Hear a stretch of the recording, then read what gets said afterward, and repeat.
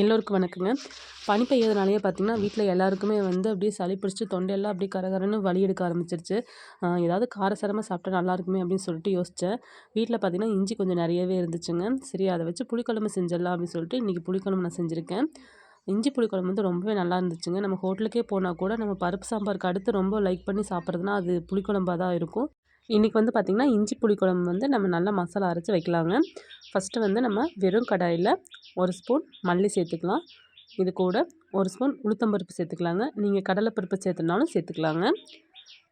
கொஞ்சமாக வந்து அதாவது ஒரு 1/4 ஸ்பூனுக்கு கொஞ்சம் கம்மியாகவே வந்து வெந்தயம் எடுத்துக்கலாம்.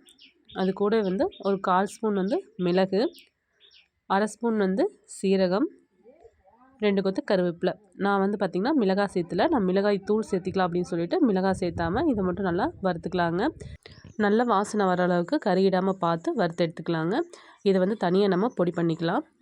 இப்போ வந்து வெங்காயம் தக்காளி வந்து நம்ம வணக்கிக்கலாங்க. 2லேருந்து 3 டேபிள் ஸ்பூன் அளவுக்கு எண்ணெய் விட்டுக்கோங்க. இதில் வந்து பார்த்திங்கன்னா ஒரு பெரிய வெங்காயத்தை வந்து பொடி பண்ணி வச்சுருக்கேன், அதை சேர்த்துக்கலாம்.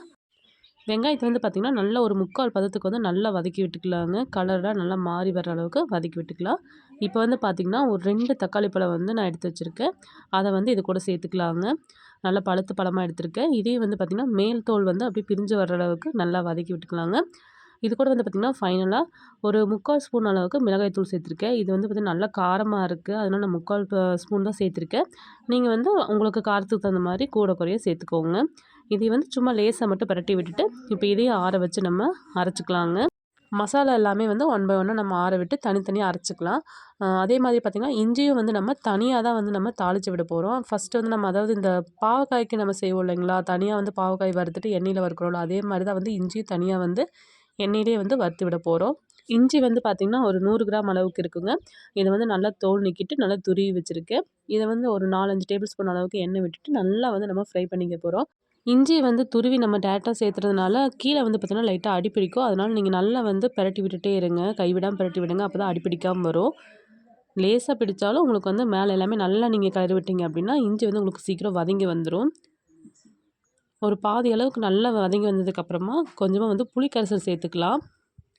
நான் வந்து பார்த்திங்கன்னா ஒரு எலுமிச்சங்க அளவுக்கு புளி எடுத்திருக்கேன், சின்ன எலுமிச்சம்பழம் சைஸில் எடுத்திருக்கேன். இதை வந்து பார்த்திங்கன்னா நல்லா கரைச்சிட்டு திக்காக வந்து நம்ம சேர்த்துக்கலாங்க.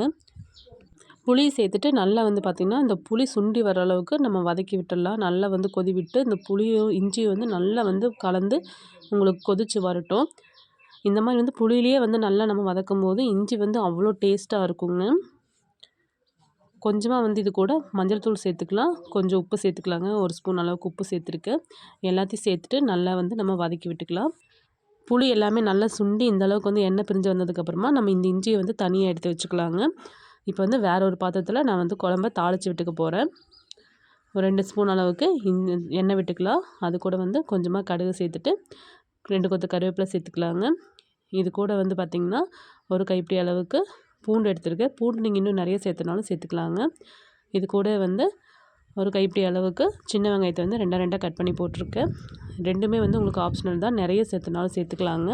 இதை வந்து பார்த்திங்கன்னா நல்லா நம்ம வந்து வதக்கி விட்டுறணும். ஏன்னா இஞ்சி எல்லாமே நல்லா வந்து ரெடி ஆகிடுச்சு, ஏன்னா சாப்பிட்ற அளவுக்கே அது வந்து ரெடி ஆகிடுச்சு. அதனால் இதையும் நல்லா வந்து வதக்கி நல்லா சாஃப்டாக வர அளவுக்கு வதக்கி விட்டுருங்க. இது கூட வந்து பார்த்திங்கன்னா நம்ம இஞ்சி தாளித்து வச்சுருக்கிறத வந்து சேர்த்துட்டு நல்லா வந்து பார்த்திங்கன்னா ஒரு 1 நிமிஷம் மட்டும் நல்லா பரட்டி விட்டுக்கலாம். அப்போ வந்து பார்த்திங்கன்னா எல்லாமே ஒன்றா வந்து நல்லா மிங்கிளாகி வந்துடும் நமக்கு.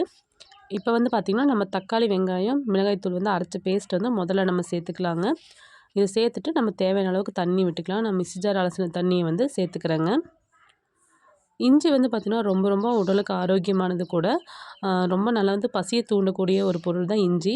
இதை சேர்த்துக்கிறனால ரொம்ப நல்லதுங்க. நம்ம வந்து மற்ற நம்ம சட்னியாக சேர்த்துக்கலாம், ஊறுகாய் வந்து சேர்த்துக்கலாம். இந்த மாதிரி புளிக்குழம்பாவும் செஞ்சு சேர்த்துக்கிட்டோம் அப்படின்னா ரொம்ப ரொம்ப நல்லாயிருக்குங்க. நான் வந்து பார்த்திங்கன்னா தண்ணி மாதிரி தான் கொஞ்சம் வச்சுக்கணும். ஏன்னா வந்து நம்ம அந்த பொடி சேர்த்தும்போது உங்களுக்கு டக்குன்னு வந்து அப்படியே வந்து கெட்டியாயிடும். அதனால் ஃபஸ்ட்டு வந்து கொஞ்சம் தண்ணி மாதிரி விட்டுட்டு உப்பு காரம் எல்லாமே செக் பண்ணிக்கலாங்க. 1 ஸ்பூன் அளவுக்கு உப்பு சேர்த்துருக்கேன். ஆல்ரெடி வந்து நம்ம இஞ்சி வந்து தாளிக்கும் போது 1 ஸ்பூன் சேர்த்துருக்கோம். குழம்பு வந்து பார்த்திங்கன்னா நல்லா வந்து கொதி வரட்டும். இந்தளவுக்கு கொதி வந்ததுக்கப்புறமா நம்ம பொடியை வந்து சேர்த்துக்கலாம். பொடியை சேர்த்துன உடனே வந்து உங்களுக்கு குழம்பு வந்து கெட்டியாகி வர ஆரம்பிச்சிடும். நல்லா கட்டி இல்லாமல் நல்லா கலந்து விட்டுக்கோங்க, கைவிடாமல் கலந்து விட்டுக்கோங்க. ஒரு 30, 40 செகண்ட்லேயே வந்து பார்த்திங்கன்னா குழம்பு வந்து அப்படியே சுண்ட ஆரம்பிச்சிடும். நல்லா அந்த பொடியை நம்ம கிளறி விடுறக்குள்ளேயே குழம்பு வந்து உங்களுக்கு கெட்டியாகி வந்துடும். ரொம்ப நேரம் நம்ம வந்து வதக்கணும்னு அவசியமே இல்லை. ஏன்னா எல்லாமே நம்ம நல்லா வதக்கிட்டோம். இஞ்சியும் வந்து நல்லா வதங்கிருச்சு. அதே மாதிரி வெங்காயம், பூண்டு எல்லாமே வதங்கிருச்சுங்க. ஃபைனலா வந்து பார்த்திங்கன்னா கொத்தமல்லி ஒரு பிடி போட்டு நல்லா கிளறி விட்டுக்கலாம். ஒரு தடவை கிளறி விட்டுட்டு கூட வந்து பார்த்திங்கன்னா இறக்கறதுக்கு முன்னாடி கொஞ்சமாக வந்து நம்ம கரும்பு சர்க்கரை சேர்த்துக்கலாங்க. ஒரு 1/2 ஸ்பூன் அளவுக்கு நான் கரும்பு சர்க்கரை சேர்த்துக்கிறேன். நீங்கள் மண்டவெல்லம் சேர்த்தனாலும் ஒரு துண்டு சேர்த்துக்கோங்க. இதையும் சேர்த்துட்டு லேசாக கலந்து விட்டிங்க அப்படின்னா சூப்பரான இஞ்சி புளி குழம்பு வந்து ரெடி ஆகிடுச்சுங்க. குழம்பு வந்து சுட சுட சாதத்தோடு சாப்பிட்றதுக்கு ரொம்ப நல்லாயிருக்குங்க. நீங்கள் 2, 3 நாள் வரைக்கும் கூட வச்சு சாப்பிட்லாம். அவ்வளோ நல்லாயிருக்கும். இது வந்து பார்த்திங்கன்னா ஊறுகாய் மாதிரி தொட்டுக்கிட்டு கூட நம்ம தயிர் சாதத்துக்கு அந்த மாதிரி கூட சாப்பிட்லாம். அவ்வளோ நல்ல டேஸ்டியாக இருக்குங்க. ரொம்பவே ஆரோக்கியமான இஞ்சி புளி குழம்பு வந்து ரெடி ஆகிடுச்சுங்க. நீங்களும் செஞ்சு பாருங்கள் எப்படி இருக்குன்னு கமெண்ட் பண்ணுங்கள். வீடியோ பிடிச்சிருந்தால் லைக் பண்ணுங்கள். மறக்காமல் சேனலை சப்ஸ்கிரைப் பண்ணி சப்போர்ட் பண்ணுங்கள் ஃப்ரெண்ட்ஸ். தேங்க்யூ.